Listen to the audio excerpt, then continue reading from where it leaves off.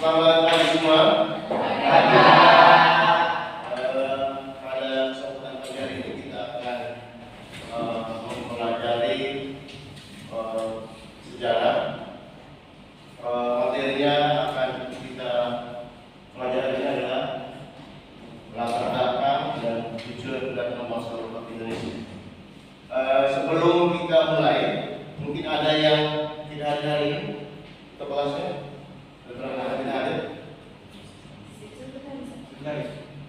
Sekretaris sekarang? Ya. Berapa orang? Ada 2 orang, Pak. Yohana Floresita Mereda Detik Maran, Alfa dengan Revaldi Bolimaki.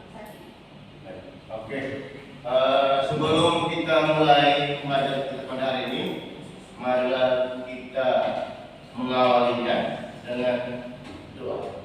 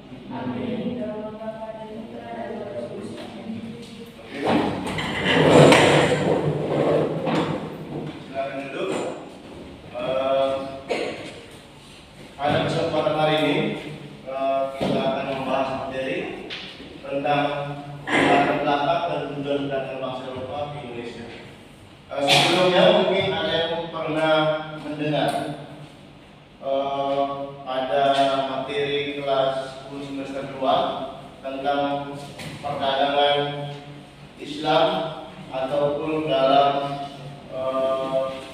materi tentang Buddha. Itu kan Indonesia adalah salah satu negara yang punya letak strategis yang bagus sehingga menjadi pelabuhan transit untuk perdagangan tradisional kuno ya antara India, Cina dan Indonesia. Ya kan? Sebelum kita mulai, ini akan tujuan pembelajaran yang kita capai hari ini. Yang pertama, melalui pengamatan video YouTube, peserta didik mampu menganalisis latar belakang dan tujuan kedatangan bangsa Eropa di Indonesia dengan benar.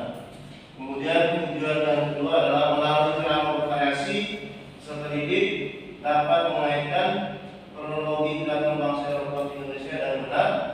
Kemudian yang ketiga, melalui metode diskusi, peserta didik dapat menelaah tujuan kedatangan bangsa Eropa ke Indonesia dengan benar. Kemudian yang keempat, peserta didik membuat review tentang latar belakang dan tujuan kedatangan bangsa Eropa ke Indonesia. Kemudian yang kelima adalah peserta didik mempresentasikan hasil review tentang proses masuk dan pengembangan kejayaan bangsa Eropa ke Indonesia. Jadi ada 5 tujuan pembelajaran yang kita capai hari ini. Oke, Pak akan tayangkan video tentang proses masuknya bangsa Eropa ke Indonesia. Tolong diperhatikan ya.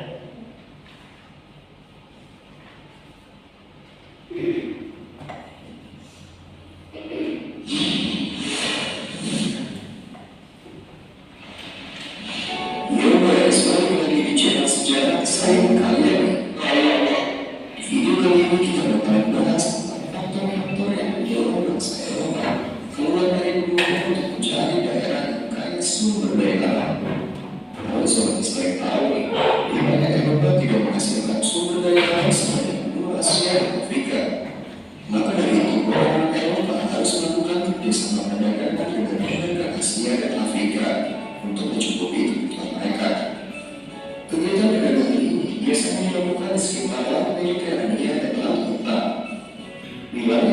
adalah sampai saat itu, yaitu sebuah kota besar yang dikuasai oleh kekaisaran Romawi Timur atau Bizantium. Kota tersebut adalah Konstantinopel yang kini kita kenal dengan nama kota Istanbul. Bisa dikatakan, Konstantinopel merupakan bulan nadi perekonomian Eropa. Wilayah Konstantinopel sangat strategis karena secara geografis dekat dengan benua Asia dan Afrika. Tak heran Konstantinopel sangat maju khususnya dalam bidang perekonomian.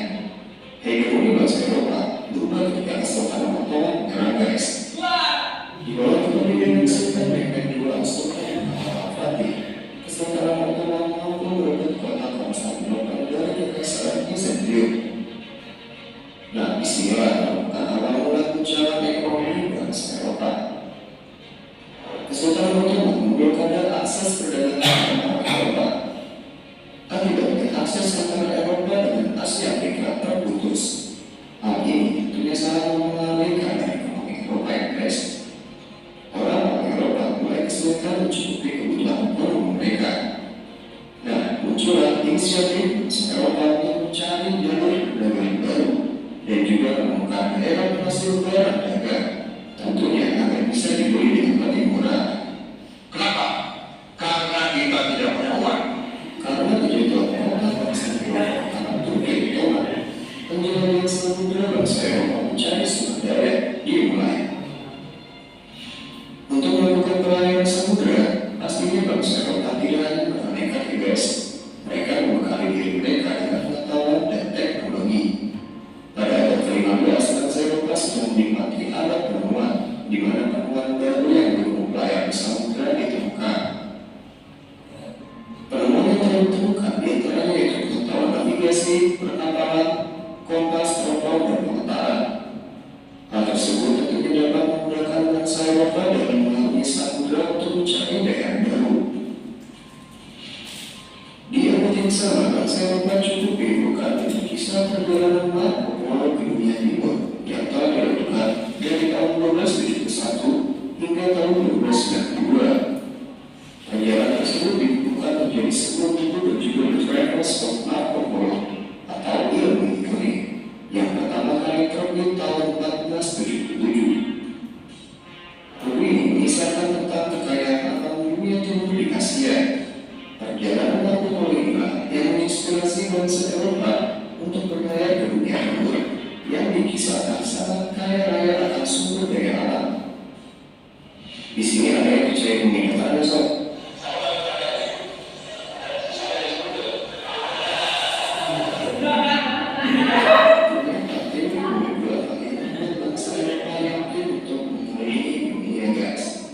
Sejak berbulan sebelum Masehi, filosofi Yunani yaitu Pitagoras sudah dikatakan dalam bumi bulan. Kemudian dilanjutkan dengan Aristoteles dan juga sependapat. Namun bangsa Eropa tidak meyakini pendapat tersebut dan meyakini bahwa bumi datar. Pendapat bumi bulan mulai muncul lagi pada abad ke-15 yang banyak digunakan oleh ilmuwan bernama Sir Renaissance. Banyak orang Eropa yang mulai bermasalah dengan teori bumi bulan ini. Hal ini membuat bangsa Eropa ini membuktikannya dengan cara berlayar mengelilingi bumi.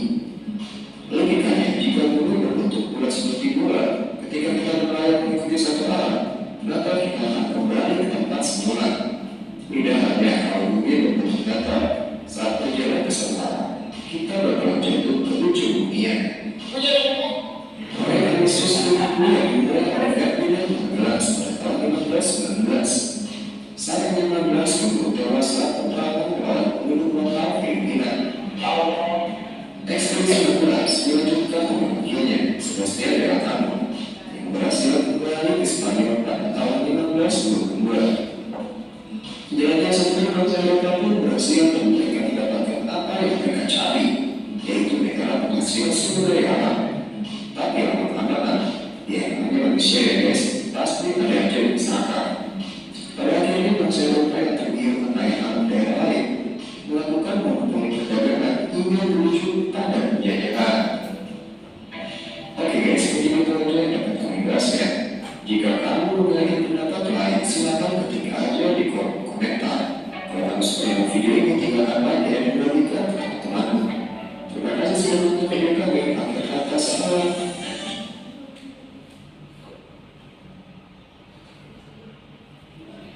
Ya.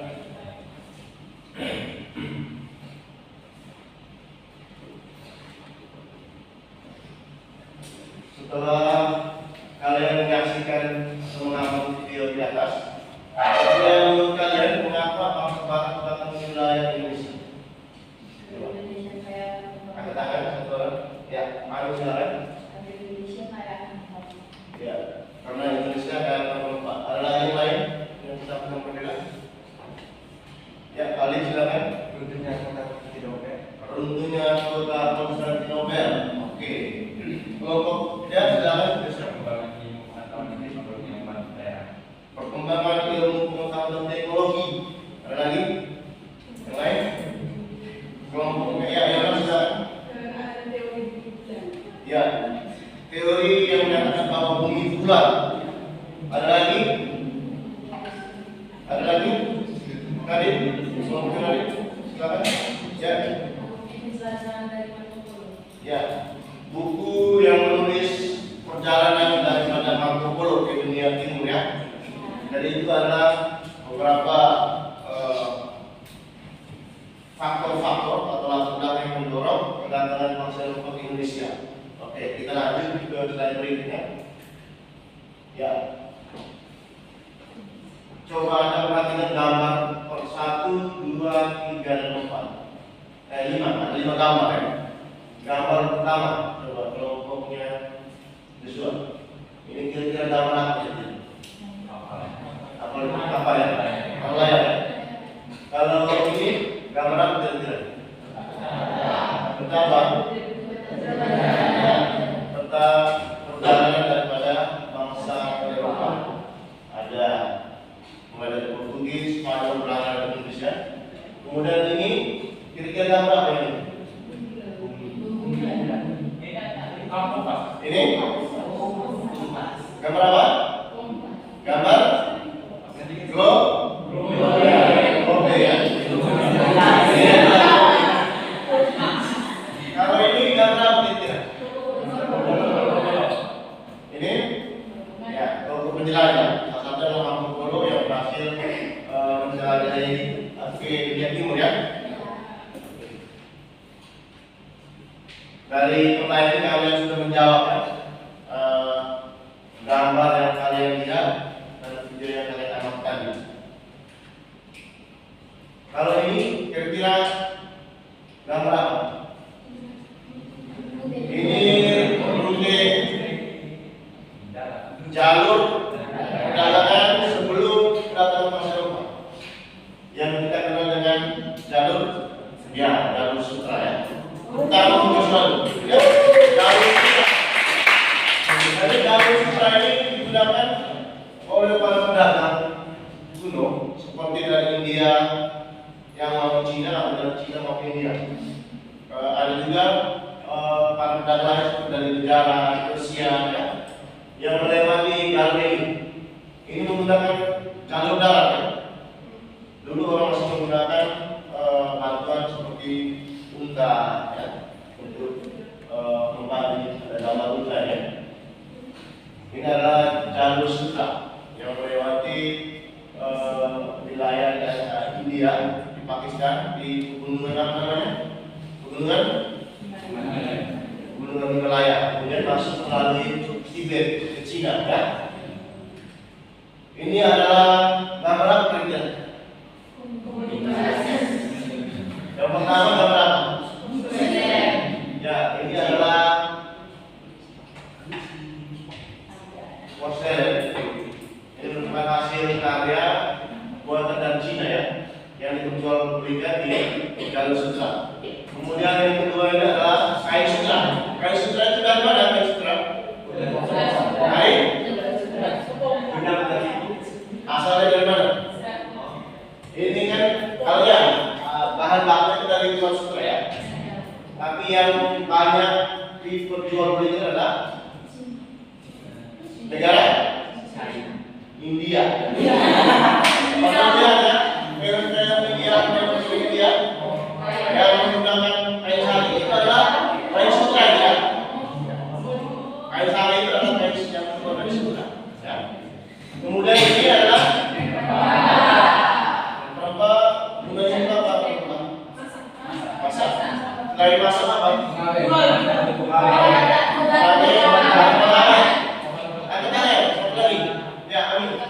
Obat-obatan, Penghangat. penghangat. Ada lagi yang lain? Pengaruh, pengaruh untuk parfum ya. Ada lagi? Banyak sekali manfaatnya. Sehingga ini juga menjadi salah satu faktor juga yang mendorong orang tua untuk berangkat ke Indonesia, orang perempuan. Kemudian ini gambar apa ya? Tadi, ya. Kemudian ini ya.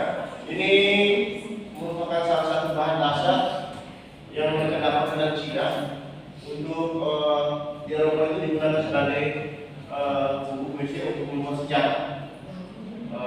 Biasanya orang-orang Romawi yang menggunakan ini untuk menaklukkan negara-negara lain dengan senjata yang kuat, dengan peralatan yang canggih, mereka bisa menaklukkan negara-negara lain, ya. Termasuk yang tadi kita lihat tadi, kota Konstantinopel ya, menjadi salah satu pusat Kekaisaran Romawi Timur yang pada waktu itu akhirnya diperuntukkan oleh Sultan Mehmed II pada tahun 1423, kota Konstantinopel dan Istanbul. Ya. Kemudian ini adalah juga barang-barang yang diperdagangkan. Ya. Video. Kemudian ini budak. Budak ini biasanya dari Afrika, ya. Karena mereka itu dijadikan sebagai budak pekerja. Ya. Jadi kalau dia punya kekayaan, dia bisa membeli budak. Kemudian ini adalah anggur Romawi. Ini jelas dari Mediterania. Kemudian ini adalah tenggol.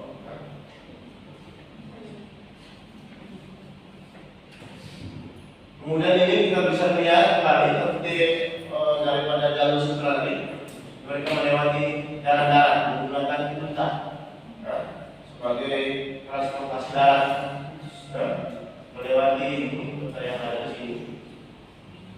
Kemudian ini salah satu contoh pasar tradisional yang akan ramai oleh para pedagang dari luar. Ya. Ini adalah kota Konstantinopel yang sekarang ya. Ini Istanbul. Jadi ibu kota apa? Ibu kota Turki. Ya, ibu kota daripada negara Turki ya.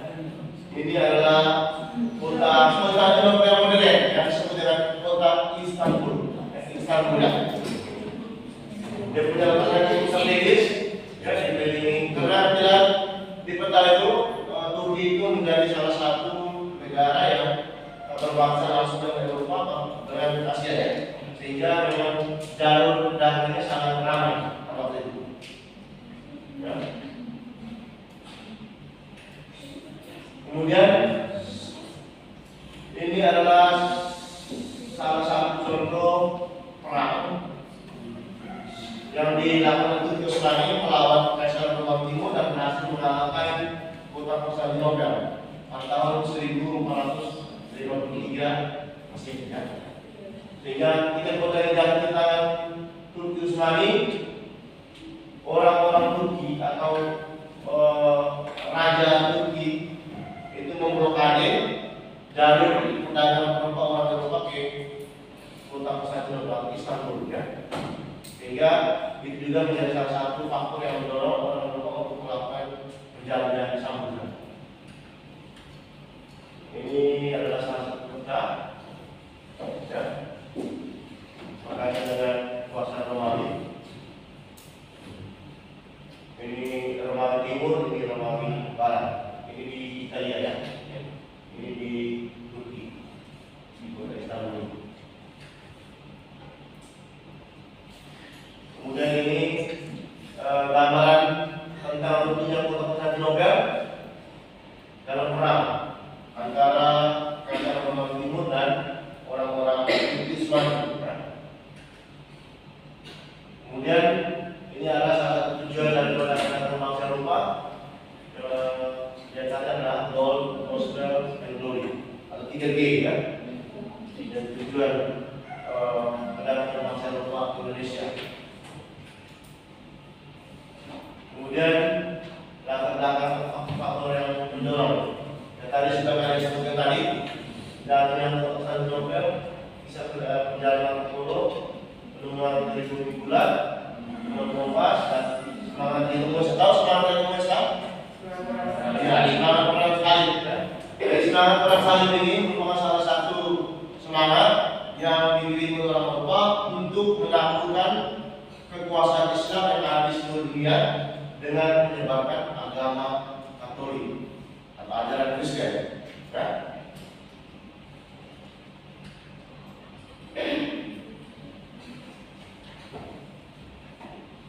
Dan kemudian bangsa Eropa menguasai bangsa Indonesia dalam beberapa wilayah strategis, kemudian untuk menambah kekayaan, kemudian menggunakan politik. Kalau kita lihat para penjajah menggunakan politik, namanya politik apa? Politik beran atau politik adu sehingga mereka bisa memecah belah persatuan dan memasukkan kekuasaan kerajaan tersebut. Oke. Sekarang kita sudah dalam kelompok yang sudah ada seperti ini. Nanti silakan akan bagikan KPD untuk kalian kerjakan bersama di kelompokannya masing-masing.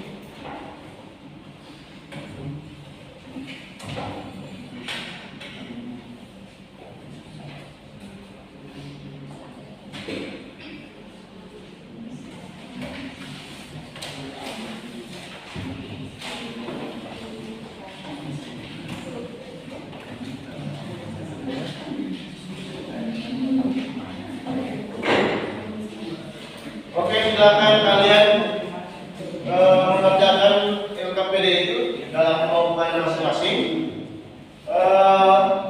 Waktu Anda itu 15 menit ya. Dimulai dari sekarang. Silakan. Ada pertanyaan sebelum kita mulai diskusi? Tidak ada? Oke, kalau tidak ada pertanyaan silakan langsung kerjakan LKPD-nya. Setelah dikerjakan, nanti sebentar masing-masing kelompok akan membacakan atau mempresentasikan hasil diskusinya. Setelah itu nanti ada waktu untuk tanya jawab, kelompok lain menanggapi presentasi yang dilakukan kelompok tersebut ya.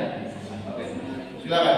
Oh ya, yang menggunakan handphone silakan untuk mencari materi di internet, silakan.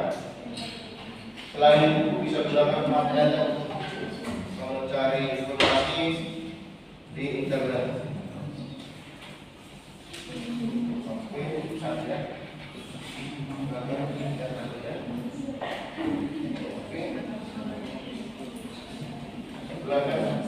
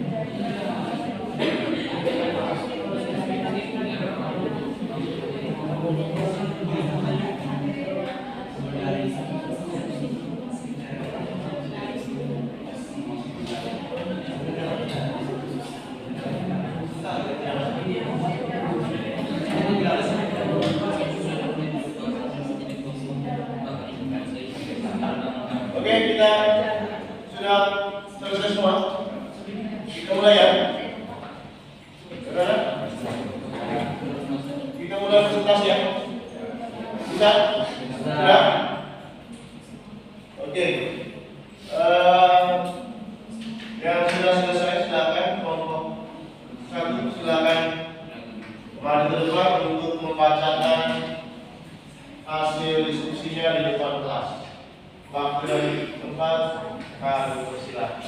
Kita berikan tepuk tangan untuk bersama.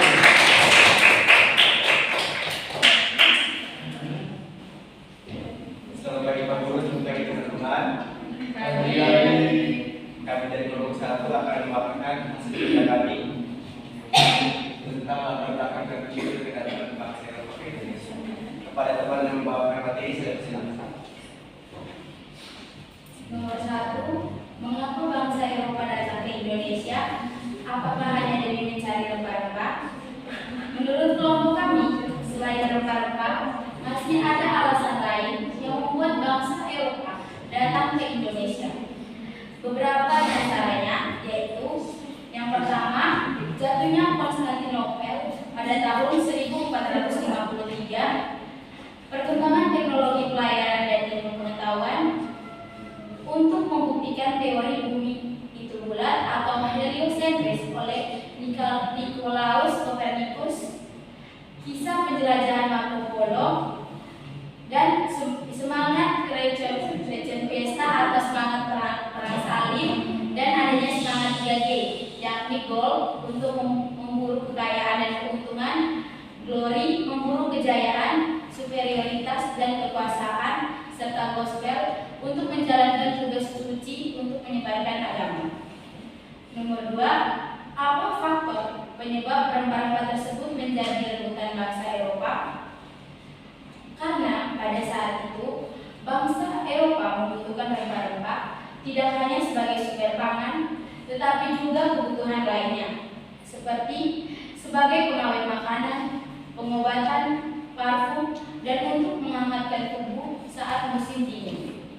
Dan Indonesia sendiri memiliki pasokan rempah-rempah yang sangat banyak, sehingga wajar saja pada kondisi tersebut rempah-rempah Indonesia direbut oleh bangsa Eropa. Selain itu, bangsa Eropa juga ingin menambah keuntungan dengan memperjualbelikan kembali rempah-rempah yang diperoleh dari bangsa Timur ke bangsa Eropa lainnya. Nomor 3, bagaimana respon atau reaksi masyarakat Indonesia dalam menerima kedatangan bangsa Eropa? Pada awalnya disambut dengan hangat oleh masyarakat Indonesia, karena mereka awalnya berniat untuk berdagang rempah-rempah dan mengadakan kerjasama di bidang tersebut. Namun, reaksi rakyat mulai berubah saat bangsa Barat mulai berniat menjalankan sistem monopoli dagang rempah-rempah, memaksa penduduk lokal menjual produk kepada mereka, dan mencampuri urusan domestik kerajaan lokal hingga merendahkan mereka. Ditambah menguasai wilayah warga lokal. Hal inilah yang membuat bangsa Indonesia mulai berontak dan berusaha mengusir keberadaan mereka di Nusantara. Nomor 4, saat ini komoditas rempah masih banyak di negara kita. Namun, rempah-rempah ini tidak lagi menjadi rebutan para pedagang Eropa dan harga jualnya pun biasa-biasa saja, tidak lagi setinggi harga jual di masa lampau. Apa yang menyebabkan terjadinya hal ini dan apa solusi yang dapat kita lakukan untuk mengatasi permasalahan ini? Hal ini disebabkan oleh komoditas rempah saat ini telah dipasarkan secara luas dengan jumlah banyak dan akses yang mudah untuk memperoleh, sehingga harganya tidak setinggi di masa lampau yang jumlahnya masih terbatas. Solusinya adalah mengolah rempah-rempah menjadi aneka produk sehingga dapat meningkatkan daya tarik atau minat juga pendapatan pada komoditas rempah. Terima kasih kepada teman yang telah memaparkan materi. Selanjutnya saya membuka sesi pertanyaan kepada teman-teman yang mungkin masih belum mengerti terhadap materi yang telah dipaparkan. Saya membatasi 2 pertanyaan. Oke, sebelumnya nanti kita setelah presentasi ini baru disebutkan ada sistem jawab. Jadi dulu Baik, sekian dari presentasi kami tutup. Oke, kita boleh sekarang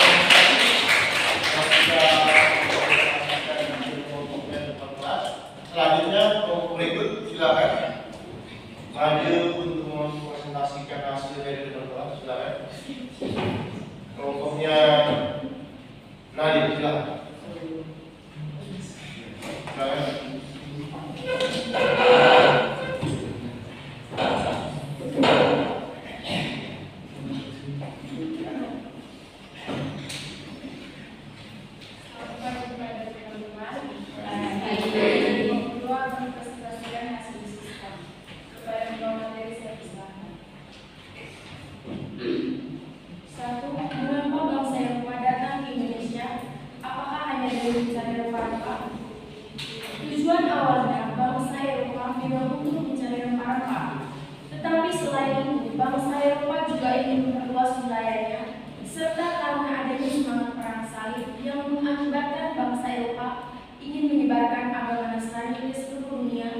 dan ingin membuktikan teori bumi bulat dan adanya buku perjalanan ke dunia timur oleh Marco Polo.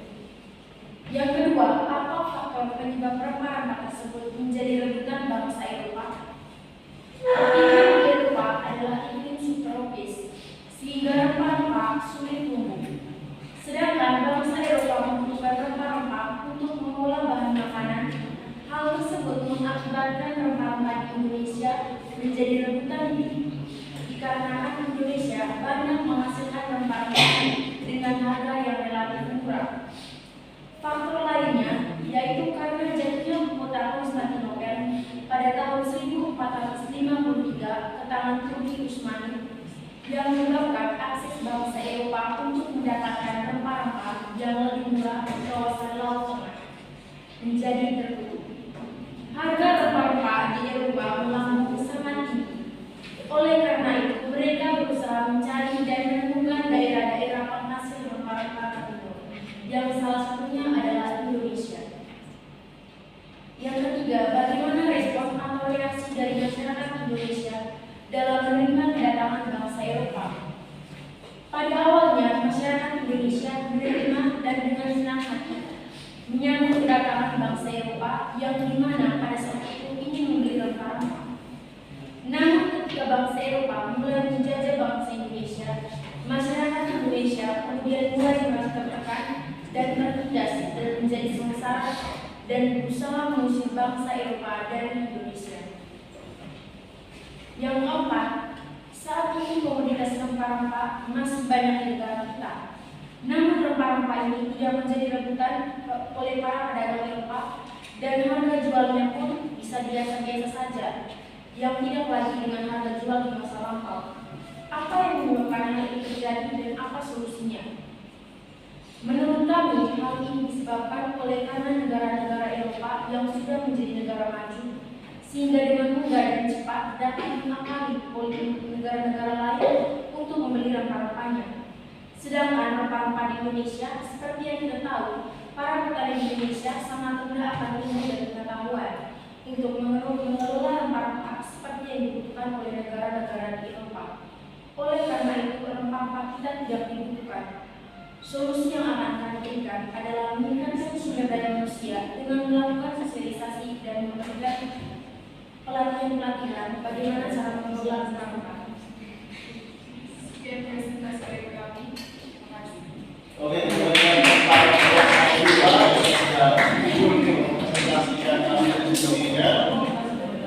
selanjutnya kelompoknya Joshua, silakan. Tentang kelompoknya.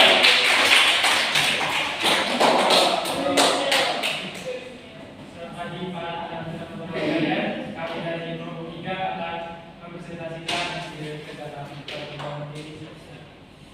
Baik, pertama pertanyaannya, mengapa bangsa Eropa datang ke Indonesia? Apakah hanya demi mencari rempah-rempah? Jawabannya tidak. Meskipun rempah-rempah adalah tujuan utama, ada alasan lain mengapa bangsa Eropa bisa sampai atau mendatangi Indonesia. Yaitu yang pertama, perkembangan iptek dan revolusi industri. Perkembangan iptek menyebabkan mereka memiliki banyak pertanyaan dan rasa penasaran untuk membuktikan teori seperti teori bumi bulat. Dan selain itu, mereka juga menemukan teknologi baru yang membantu dalam pelayaran. Selain itu, karena revolusi industri, mereka memiliki keberanian untuk melakukannya, karena ada mesin-mesin baru yang dapat membantu mereka dalam pelayaran juga.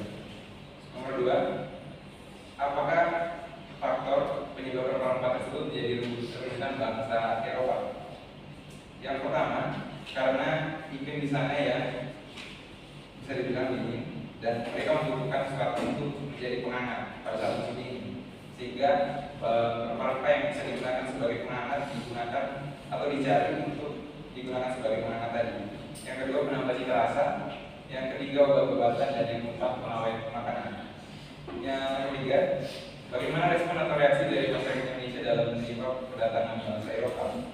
Pada awal kedatangan bangsa Barat di Indonesia, masyarakat merespon dengan baik. Akan tetapi dalam perkembangan banyak terjadi pertentangan dan perlawanan oleh masyarakat Indonesia atas sikap dan tindakan yang dilakukan oleh bangsa Barat, seperti monopoli dan peperangan. Nomor 4, saat ini komunitas rempah masih banyak di negara kita, namun rempah ini tidak lagi menjadi rebutan para pedagang Eropa dan harga jualnya pun biasa-biasa saja, tidak lagi setinggi harga jual di masa lampau. Apa yang menyebabkan terjadinya hal ini dan apa solusi yang dapat kita lakukan untuk mengatasi permasalahan ini? Yang pertama, kenapa untuk menjawab pertanyaan pertama, penyebab dari terjadinya hal ini atau penurunan harga rempah-rempah. Yang pertama, teknologi atau dalam khususnya dalam transportasi. Pada saat itu, pada zaman dahulu, masa di mana bangsa Eropa sangat membutuhkan rempah-rempah, mereka tidak bisa langsung membelinya di tempat. Mereka biasa membelinya di Konstantinopel karena jadinya kota Konstantinopel ke tanah Turki. Sehingga mereka harus mencari dengan cara mereka berjuang untuk berlayar mencari ke Surat langsungnya atau mencari jalur perjalanan lain yang jelas membutuhkan biaya yang tinggi. Sehingga pada saat menjualnya kembali, mereka harus menjual dengan harga yang tinggi untuk menutup biaya yang mereka gunakan pada saat perjalanan. Yang kedua, sumber pada saat itu penghasilan rempah-rempahnya sangat sedikit dan bisa dibilang Indonesia adalah satu penghasil kebutuhan pada saat itu dan satu-satunya yang sangat bisa dibilang bervariasi rempah-rempahnya. Kemudian makin banyak berlalunya waktu sehingga sekarang rempah-rempah penghasilnya makin banyak yang menyebabkan harganya semakin menurun.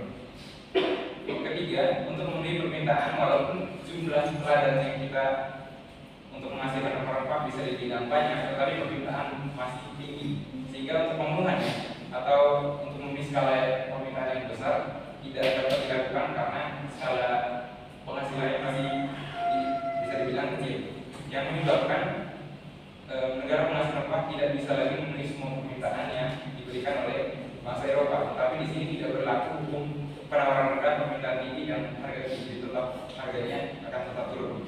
Nah, untuk menjawab pertanyaan yang kedua atau solusi yang dapat kita lakukan untuk mengatasi permasalahan ini, solusinya lebih ke permasalahan ketiga, yaitu pemenuhan permintaan. Sehingga yang harus dilakukan adalah untuk memperbanyak ladang atau tempat penghasil rempah-rempah sehingga untuk memenuhi permintaannya dapat dilakukan dan harganya bisa dijaga tinggi. Sekian jawabannya. Sekian presentasi dari kami. Terima kasih. Oke,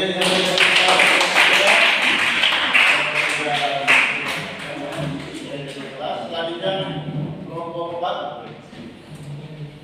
Kelompok 4 silakan.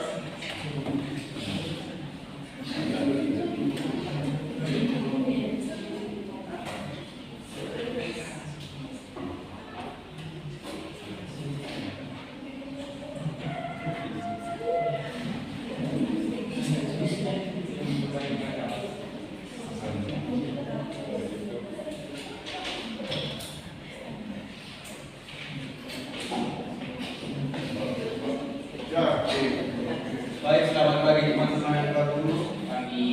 Kami dari kelompok 4 akan mempresentasikan hasil diskusi dari kelompok kami. Pada pembawa materi, saya silakan. Pertanyaan pertama, mengapa bangsa Eropa datang ke Indonesia? Apakah hanya demi mencari rempah-rempah? Jawabannya, mengapa bangsa Eropa datang ke Indonesia? Karena bangsa Eropa ingin mencari dan menguasai rempah-rempah. Bangsa Eropa tidak hanya datang untuk mencari rempah-rempah, meskipun tujuan utama bangsa Eropa bisa sampai atau mendatangi Indonesia. Hal-hal seperti ini, hal-hal seperti perkembangan internet dan revolusi industri yang menyebabkan bangsa Eropa memiliki rasa penasaran untuk membuktikan teori, seperti teori bumi bulat, dan memiliki keberaniannya untuk melakukannya. Selain itu, adanya semangat 3G, Gold, Glory, Gospel, dan perang salib juga mendorong bangsa Eropa pada saat itu. Hal lain tapi yang juga berkaitan dengan latar belakang datangnya bangsa Eropa adalah jatuhnya kota Konstantinopel dan tertutupnya jalur sutra yang menyebabkan bangsa Eropa tidak bisa mendapat rempah-rempah. Yang kedua, apa faktor penyebab rempah-rempah tersebut menjadi rebutan bangsa Eropa? Rempah-rempah menjadi rebutan bangsa Eropa karena setiap tahun bangsa Eropa dilanda musim dingin, sehingga rempah-rempah dapat digunakan sebagai bahan pengawet makanan dan bangsa Eropa membutuhkannya untuk menghangatkan tubuh ketika rempah-rempah itu dijadikan bumbu masakan atau bahan minuman. Yang ketiga, bagaimana respon atau reaksi dari masyarakat Indonesia dalam menerima kedatangan bangsa Eropa? Bangsa Eropa yang datang ke Indonesia diterima baik oleh masyarakat Indonesia karena bangsa Eropa datang dengan tujuan yang baik, yaitu untuk berdagang. Tetapi seiring berjalannya waktu, bangsa Eropa bersikap kasar, bertindak sombong, bahkan ingin menguasai rempah-rempah, hingga kemudian masyarakat Indonesia mengusir bangsa Eropa. Yang keempat, saat ini komoditas rempah masih banyak di negara kita. Namun rempah-rempah ini tidak lagi menjadi rebutan para pedagang bangsa Eropa dan harga jualnya pun biasa saja. Tidak lagi setinggi harga jualnya di masa lampau. Apa yang menyebabkan terjadinya hal ini dan apa solusi yang dapat kita lakukan untuk mengatasi permasalahan ini?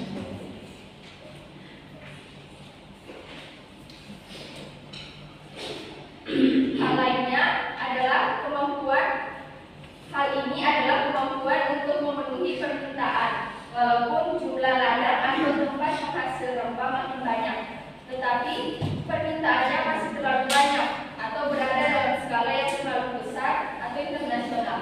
Hal ini menyebabkan negara penghasil rempah tidak bisa memenuhi semua permintaan, tidak berlaku penawaran rendah, permintaan tinggi, dan harga tinggi. Solusi yang dapat kita lakukan untuk mengatasi permasalahan ini adalah mengolah rempah-rempah tersebut menjadi sebuah produk dan dapat meningkatkan daya tarik dan juga minat pendapat pada komunitas rempah. Sekian presentasi dari kelompok 4. Terima kasih atas perhatiannya. Kami mulai.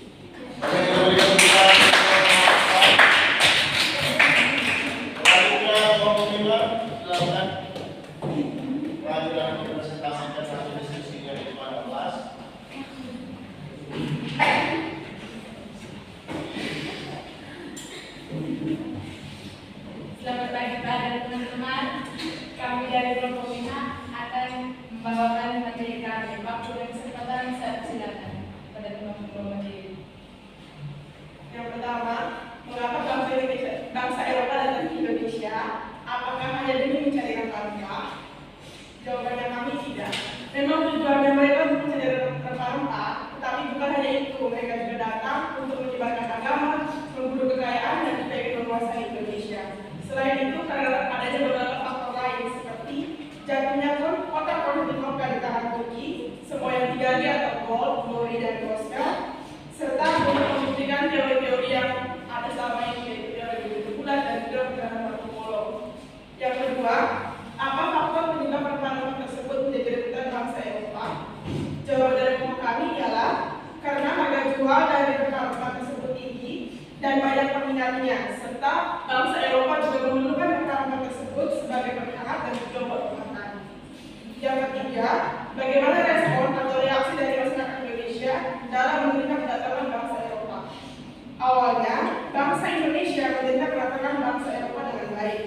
Tetapi setelah bangsa Eropa menunjukkan sikap aslinya, yaitu untuk menguasai bangsa Indonesia, maka bangsa Indonesia mulai melakukan perlawanan terhadap bangsa Eropa. Dan yang keempat, saat ini komoditas rempah masih banyak di negara kita. Namun rempah-rempah ini tidak lagi menjadi rebutan para pedagang Eropa dan harga jualnya pun biasa-biasa saja dan tidak lagi setinggi harga jualnya di masa lampau. Apa yang menyebabkan terjadinya hal ini dan apa solusi yang dapat kita lakukan untuk mengatasi permasalahan ini? Jawaban dari kami untuk pertanyaan yang pertama, yang menyebabkan terjadinya harga tidak setinggi di masa lampau itu karena adanya kemajuan dan teknologi yang mengakibatkan distribusi dari rempah-rempah tidak sesusah sekarang. Jadi kalau dulu orang-orang mau membeli rempah-rempah, orang Eropa bisa beli rempah-rempah dari Indonesia itu distribusinya susah karena kita tahu dulu transportasinya juga susah karena perkembangan teknologinya tidak semaju sekarang. Jadi karena sekarang perkembangan teknologi dan transportasi semakin maju, oleh karena itu bangsa Eropa semakin mudah untuk mendistribusikan rempah-rempah dari Indonesia ke negara mereka. Dan solusi yang bisa kita lakukan ialah kita bisa merubah atau memproduksi lagi rempah-rempah tersebut menjadi sesuatu yang lebih menarik. Dan kita tidak hanya menjual barang mentah atau barang rempah-rempah yang hanya benar-benar barang mentah, kita bisa memproduksi lagi di barang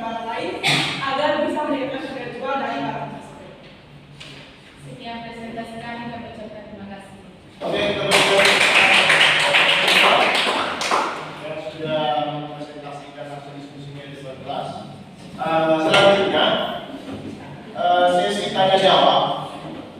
Silakan mungkin dari teman-teman kelompok 1, 2, 3, dan 5 yang ingin menanyakan pertanyaan kepada teman-teman dari kelompok lain, silakan, atau menanggapi, silakan.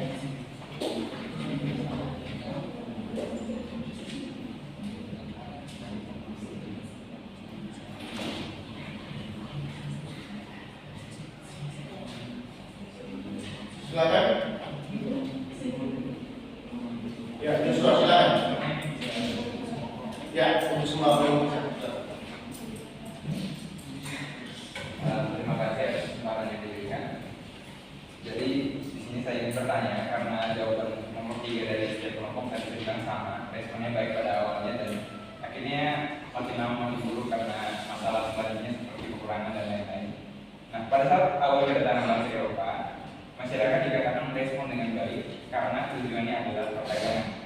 Nah, pertanyaannya adalah bagaimana cara mereka berdagang dalam hal ini, tentang bagaimana mereka berdagang antara bangsa Eropa dan Indonesia. Atau sebelumnya Pak tanya, kira-kira apa yang bisa menyebabkan masyarakat Indonesia itu mau menerima mereka punya perdagangan, apa yang mereka bawa sehingga dapat menjadi suatu hal yang ingin dimiliki oleh masyarakat Indonesia sehingga mereka menukarkan rempah-rempah mereka untuk lawannya. Kemudian yang kedua, bagaimana mereka bisa mengerti satu sama lain menggunakan bahasa sehingga bisa tahu apa maksud dan tujuan dari bangsa Eropa yang datang, sekaligus bangsa Eropa juga bisa mengerti tujuan dan maksud dari orang Indonesia dari dalam perdagangan. Maksudnya kayak mereka bisa mengerti sama lain bagaimana Komunikasi. demikian pertanyaan dari kami. Terima kasih. Oke, bukan Joshua dan sangat sumber. Ada lagi pertanyaan? Ada yang bisa menjawab pertanyaan dari Joshua? Silakan. Pak, memberikan kesempatan kepada teman-teman lain dari kelompok lain yang ingin menjawab pertanyaan dari Joshua. Silakan.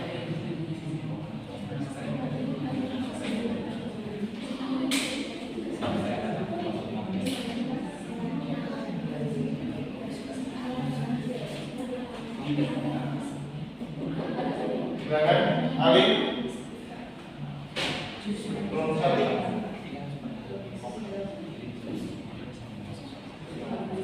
Terus.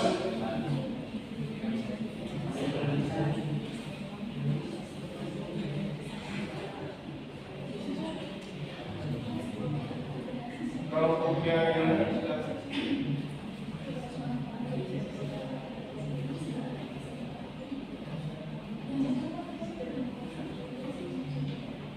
ada lagi pertanyaan?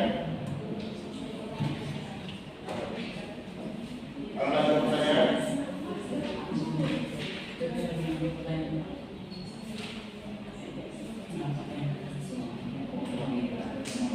Coba ditolong. Jadi saya ulangi.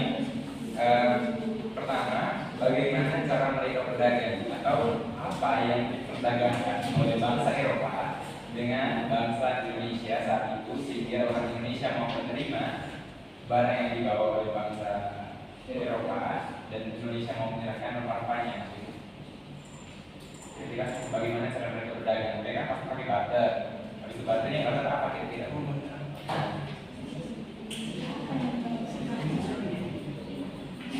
Tapi ini tidak perlu langsung secara konkret bahan sih, karena pasti jelas mereka tidak jelas bahannya apa yang mereka mau tukar. Tapi menurut kalian bagaimana mereka bisa sampai meyakinkan bangsa Indonesia untuk bertukar rempah-rempah? Gitu. Jadi tidak harus kayak, oh jawabannya mereka nanti tukar pasti tidak. Jadi kayak, oh mereka mungkin tukar bahan-bahan yang terkait dengan ini, terkait dengan ini, terkait dengan ini. Mungkin tidak benar yang benar tadi menurut pendapat saya. Karena pada saat itu kan bangsa Indonesia masih bersifat kedaerahan dan masih ada terpecah belah antara negara satu dan negara lain. Saya buat ilustrasi seperti bangsa Belanda. Dia datang ke negara A, kerajaan A. Terus kerajaan A ini penghasil rempah-rempah misalnya pala. negara Belanda membutuhkan pala, sedangkan negara kerajaan A ini membutuhkan pasukan senjata. Bisa saja bangsa Belanda ini mempengaruhi negara tersebut, bilang, oke, saya kasih kamu bahan, mereka dulu perang ini, saya kasih pengaruh kamu, saya kasih kamu pasukan senjata ini, pasukan tentara ini, sama bangun benteng gitu. Tapi asalkan hubungan kita antara pala dan itu berjalan dengan baik, maksud seperti itu. Sampai sini film. Oke, kita berikan tepuk tangan. Berikan jawaban. Ada lagi yang lain? Ada lagi yang lain yang ingin menanggapi atau ingin menjawab pertanyaan dari siswa? Silakan. Gimana? Silakan, sudah siap?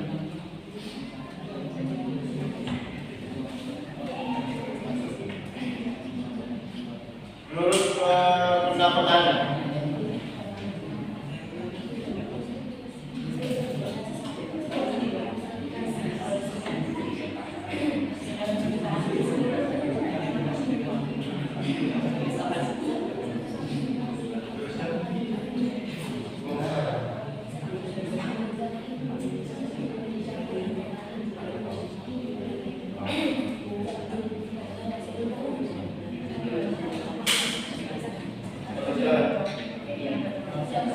kelompok satu ya, kelompok satu ingin memberikan jawaban dari pertanyaan yang dikemukakan oleh siswa. Silakan. Oke, baik, jadi dari orangnya jawabannya dari kelompoknya Yosua. Yang pertama tentang bagaimana cara mereka berkomunikasi. Ya.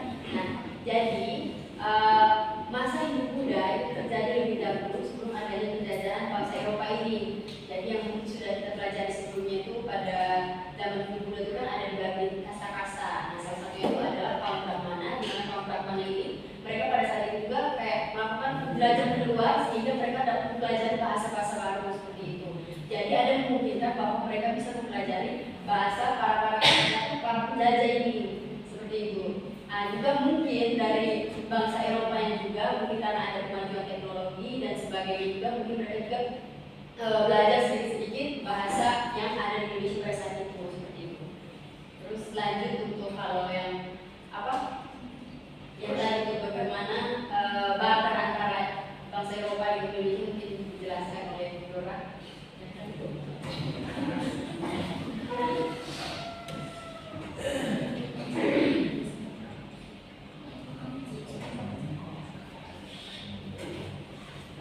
Ini berdasarkan situs yang kami baca, dikisahkan kalau armada Portugis menukarkan kopi, kain berkualitas bagus, gelas, tapak, hingga peluru untuk mendapatkan cengkeh waktu itu. Nah, menariknya proses barter antara cengkeh dan barang-barang mewah dari Eropa diukur dengan sebenarnya.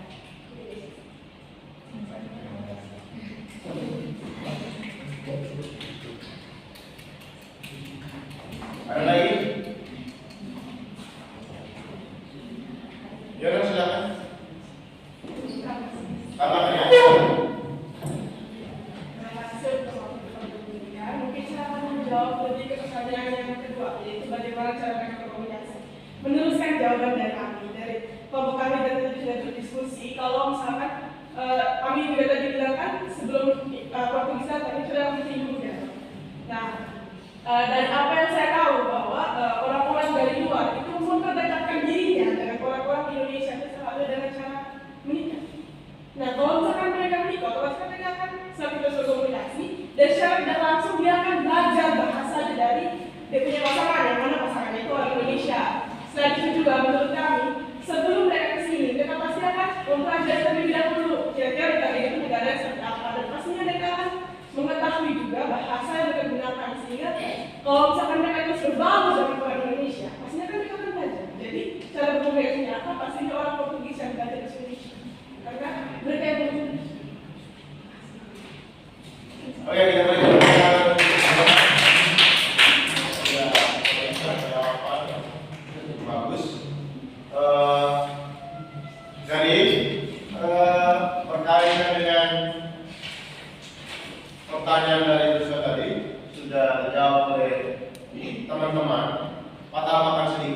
pertanyaan ini. Yang pertama, bagaimana respon bangsa Indonesia terhadap kedatangan bangsa Eropa? Yang pertama, respon bangsa Indonesia terhadap kedatangan bangsa Eropa itu pada awalnya mereka menerima baik kedatangan daripada orang-orang Eropa ya ke Indonesia. Tetapi dalam perjalanan waktu, ya, dalam perkembangan, karena bangsa Eropa melihat sumber daya alam Nusantara Indonesia cukup besar, sehingga mereka itu timbul atau niat untuk menguasai, munculnya niat untuk menguasai wilayah Indonesia Nusantara, sehingga menyebabkan mereka mengeluarkan kebijakan-kebijakan yang merugikan masyarakat Indonesia. Contoh misalnya monopoli perdagangan. Dia melakukan monopoli perdagangan dengan tujuan untuk mendapatkan keuntungan yang sebesar-besarnya. Kemudian nilai atau harga jual daripada produk juga diatur, sehingga memang pada waktu itu merugikan para petani rempah-rempah yang ada di Nusantara. Kemudian yang kedua, bagaimana mereka bisa masuk ke suatu kerajaan dan melakukan semacam suatu kerjasama dengan raja-raja yang ada di Nusantara. Seperti yang sudah dijelaskan oleh Rian tadi, bahwa di kerajaan-kerajaan yang ada di Indonesia, ya, itu kan punya persaingan masing-masing ya. Di dalam kerajaan-kerajaan itu mengalami persaingan. Jadi mereka juga melakukan kerjasama dengan para pedagang yang datang pada waktu itu. Juga mungkin mereka ingin mendapatkan sesuatu hal yang seperti senjata misalnya, ya. Senjata, karena pada waktu itu di Eropa senjata yang mereka gunakan sudah cukup canggih. Kalau di Indonesia kita masih menggunakan panah, orang panah ya. Di Indonesia di Eropa mereka sudah menggunakan senjata-senjata yang cukup canggih pada waktu itu. Sehingga dengan adanya kesepakatan atau perjanjian antara orang Eropa dan kerajaan tersebut, maka terjadilah kerjasama, ya. Sehingga di kerajaan itu misalnya dia punya sumber daya alam itu banyak, di rempah-rempah misalnya cengkeh kepala, maka mereka mulai bersama, saya kasih kalian cengkeh kepala, tapi imbalannya berupa ini ya, senjata misalnya. Sehingga ada hubungan timbal balik antara Eropa dengan para raja yang ada di Indonesia. Kemudian komunikasi yang mereka gunakan, ya. Dalam kehidupan sehari-hari kita sudah pernah merasakan atau melihat bagaimana bahasa komunikasi yang digunakan oleh para pedagang di pasarnya. Jadi misalnya orang-orang Eropa datang, kemudian bagaimana cara mereka bisa mengetahui harga rempah atau cengkeh atau pala yang ada di Indonesia, pasti mereka juga menggunakan bahasa-bahasa isyarat ya, yang mungkin pada waktu itu mereka hanya dimengerti oleh bahasa-bahasa oleh para pedagang, karena mereka juga sudah sering melakukan perdagangan di luar negeri. Misalnya orang-orang Indonesia yang menjual rempah-rempahnya sampai di Konstantinopel misalnya, atau orang-orang Cina, atau orang-orang Persia, atau Gujarat. Jadi mereka punya bahasa komunikasi itu bahasa-bahasa yang sehari-hari yang digunakan oleh para pedagang ketika mereka bertemu di pasaran-pasaran ya, atau di pasar-pasar yang mereka menggunakan barang dengan barang. Sehingga kita lihat gambar-gambar ini menunjukkan bahwa bagaimana orang Cina dengan membawa hasil porselennya itu menukarkan dengan rempah, atau orang India dengan menggunakan kain sutranya untuk menukarnya itu dengan rempah-rempah yang ada di Indonesia misalnya. Ya. Jadi ada keterkaitan dari barang-barang yang mereka miliki. Jadi kekhasan daripada masing-masing wilayah itu juga sebagai salah satu simbol yang prestise ya. Karena orang Cina dengan ini merupakan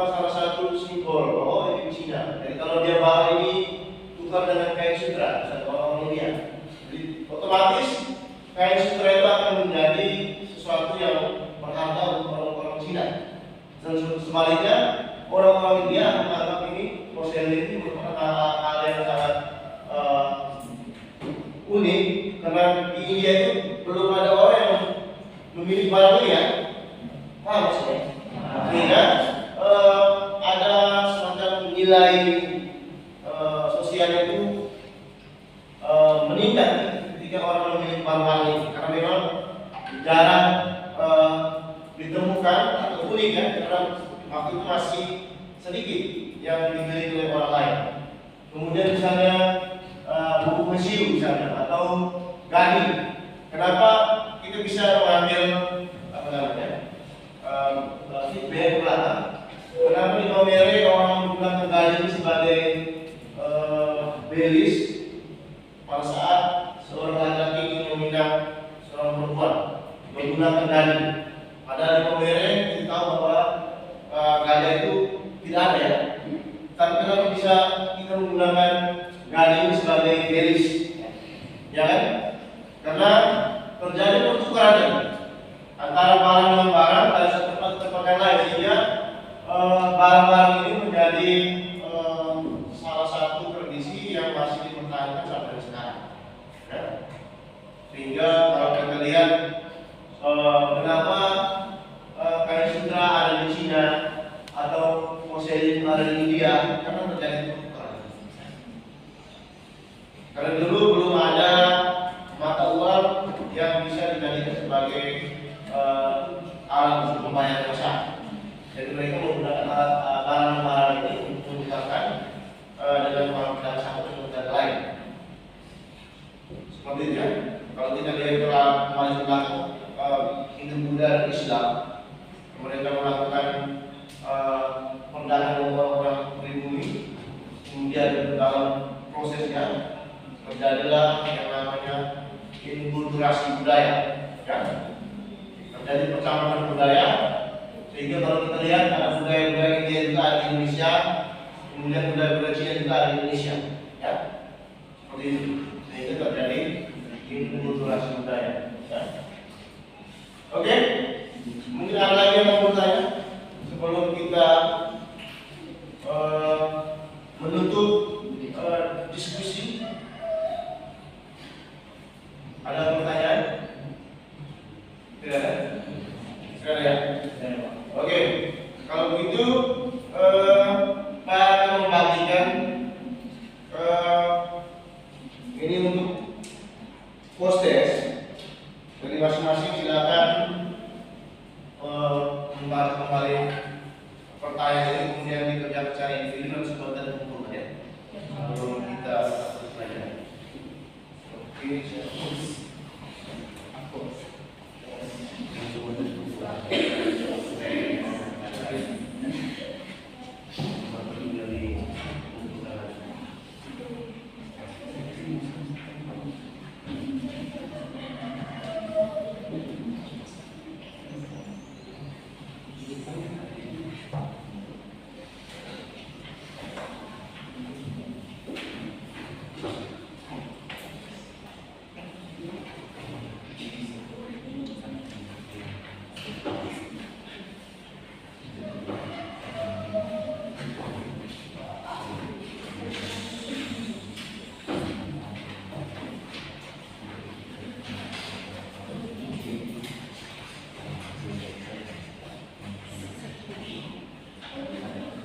Nanti sebentar sekarang dihubungkan dengan SOPD yang di presentasinya ya.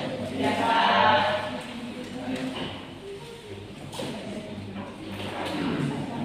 Langsung di sini. Ya, langsung.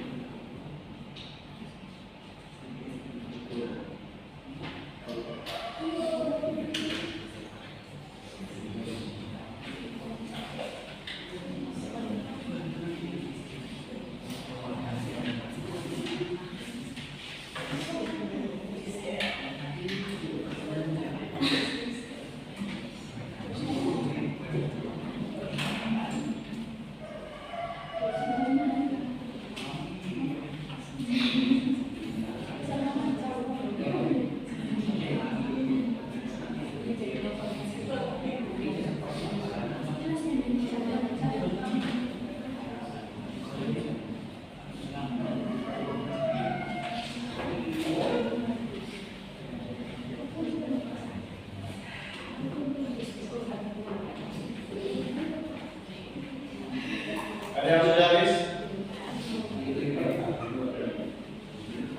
Nanti sebentar dikumpulkan sekaliannya LKPD. Jadi satunya LKPD di kelompok, satunya di postes untuk masing-masing individu.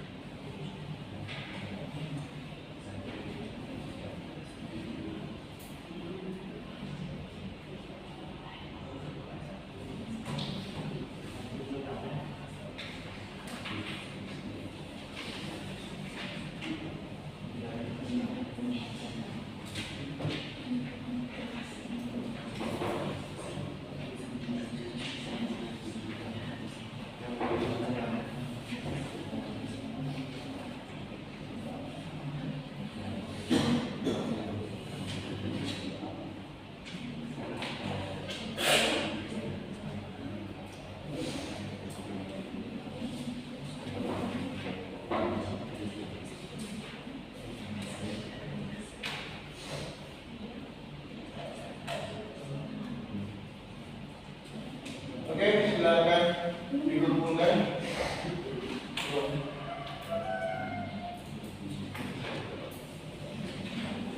Oke, silakan dikumpulkan LKPD dengan postesnya di meja Pak. Silakan.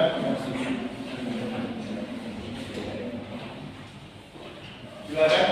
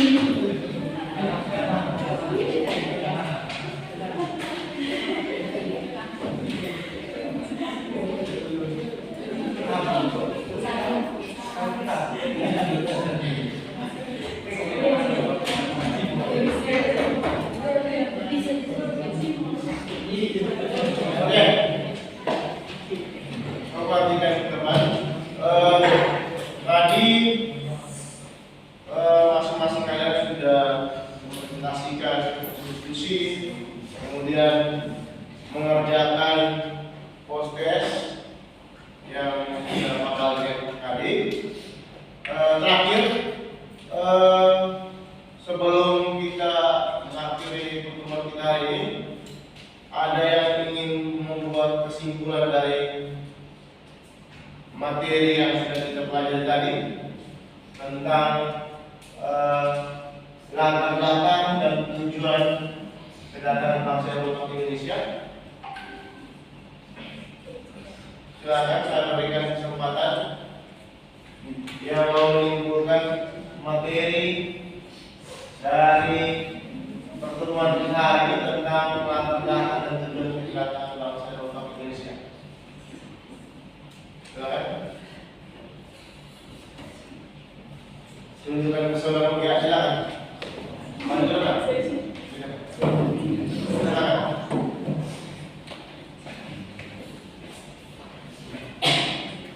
Baik, terima kasih atas kesempatan yang diberikan.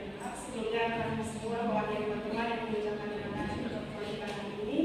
Ilmu yang diberikan sangat bermanfaat untuk kami. Jadi kesimpulan yang saya berikan dari materi hari ini ialah faktor utama yang menyebabkan bangsa Eropa datang ke Indonesia ialah jatuhnya kota Konstantinopel tangan Turki. Karena dengan jatuhnya kota Konstantinopel, Eropa tidak mempunyai sumber barang sehingga pada akhirnya mereka mencari sumber barang lain sampai akhirnya ke Indonesia. Dan tujuan lain dari bangsa Eropa ialah pastinya dengan adanya sebuah NKRI, yaitu membuat kejayaan, membuat kekayaan, dan juga pastinya menyebabkan agama mereka. Nah, dan juga tambahan ilmu lain dari rakyat Amerika itu mereka menukarkan barang-barangnya dengan menggunakan barang-barangnya menjadi ciri khas dari negara mereka, seperti Cina menggunakan perselen dan India menggunakan sutra. Akhirnya mereka saling menukarkan barang-barang yang menjadi ciri khas dari negara mereka. Dan juga cara mereka berkomunikasi ialah menggunakan bahasa-bahasa yang hanya dimengerti oleh bangsa. Mungkin kita pakai seperti itu. Oke, kita berikan tepuk kita materi dari pertemuan kita hari ini. Mata-mata sedikit berkaitan dengan kesimpulan tadi. Dari yang pertama kita lihat latar belakang. Ya. Latar belakang yang mendorong orang-orang Eropa untuk datang ke Indonesia. Ya. Yang pertama adalah jatuhnya kota Konstantinopel. Ya.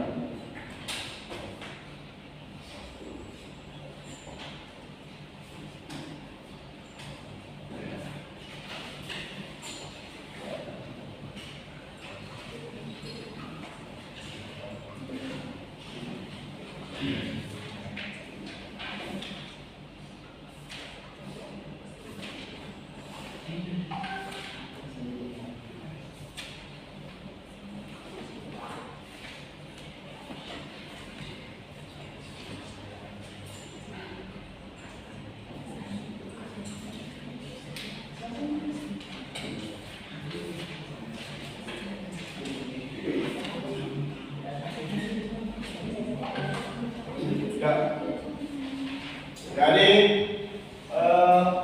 kita lihat yang pertama tadi, jatuhnya kota Konstantinopel, kemudian perkembangan ITEK, teori yang menyatakan bahwa begitu pula, dan kata dari Marco Polo. Jadi yang mendorong orang-orang Eropa adalah faktor-faktor ini, sudah dilihat di sini, sampai dengan mereka harus datang ke Indonesia dan menguasai Indonesia. Jadi tentunya kota Konstantinopel, kemudian perkembangan ITEK yang mendorong orang-orang Portugal. Karena apa? Dari perkembangan ITEK itu mereka bisa menemukan kompas, alat navigasi, dan peta, sehingga bisa menentukan arah kemana mereka harus pergi. Ada nilai-nilai positif yang kita bisa ambil atau petik daripada kedatangan orang-orang ke Indonesia. Kita tahu bahwa orang Eropa itu memiliki naluri atau adrenalin yang tinggi menemukan hal-hal baru. Untuk menemukan hal-hal baru mereka sangat tertantang untuk bisa membuktikan apakah itu benar atau tidak. Sehingga dengan adanya teori bumi bulat, mereka juga ingin membuktikan pendapat-pendapat dari sebelum-sebelumnya, yaitu yang menyatakan bahwa bumi itu seperti suatu bidang datar. Ketika ada teori yang menyatakan bahwa bumi itu kebetulan mereka tertantang untuk membuktikan teori ini. Ya. Selain itu juga mereka juga datang ke Indonesia dengan tujuan untuk dengan semboyan 3G, gold, gospel, and glory. Gold itu berkaitan dengan kekayaan atau emas, simbolnya berupa emas. Kemudian gospel itu adalah menyebarkan Injil, dan glory itu mencari kejayaan. Ya. Sehingga dari laku-laku dan tujuan kita bisa menyimpulkan bahwa orang-orang Eropa yang datang ke Indonesia dari melewati samudra ya, yang sangat luas, kemudian mereka juga harus mendapatkan tantangan dalam berjalan. Tapi ketika mereka memiliki tekad yang kuat untuk bisa mencari sumber Eropa, maka mereka pasti akan mewujud nyatakan itu, dan mereka berhasil datang ke Indonesia dan mencari sumber Eropa yang ada di Indonesia. Jadi nilai positif yang ingin kita ada adalah semangat pantang menyerah. Jadi ketika Joshua punya cita-cita ingin menjadi presiden misalnya, dia akan menggunakan segala cara dengan belajar yang rajin atau tekun, ya. Kemudian dia bisa mewujudkan cita-citanya itu menjadi nyata. Jadi kita bisa mengambil hal positif daripada kedatangan bangsa-bangsa Barat yang atau ke Indonesia. Ya. Kalau kita punya mimpi yang besar, apabila kita wujudkan dengan belajar yang rajin, kemudian tekun mengerjakan tugas-tugas, maka dengan sendirinya kita akan meraih mimpi yang akan kita cita-cita itu akan tersampai. Jadi sebelum kita mengakhiri kegiatan kita pada pagi hari ini, sekali lagi memberikan satu kesempatan kepada salah satu orang untuk memimpin kita di doa penutup pelajaran kita pada hari ini. Ya. Silakan doa. Memimpin kita pada doa. Sebelum kita mengakhiri kegiatan kita pada hari ini.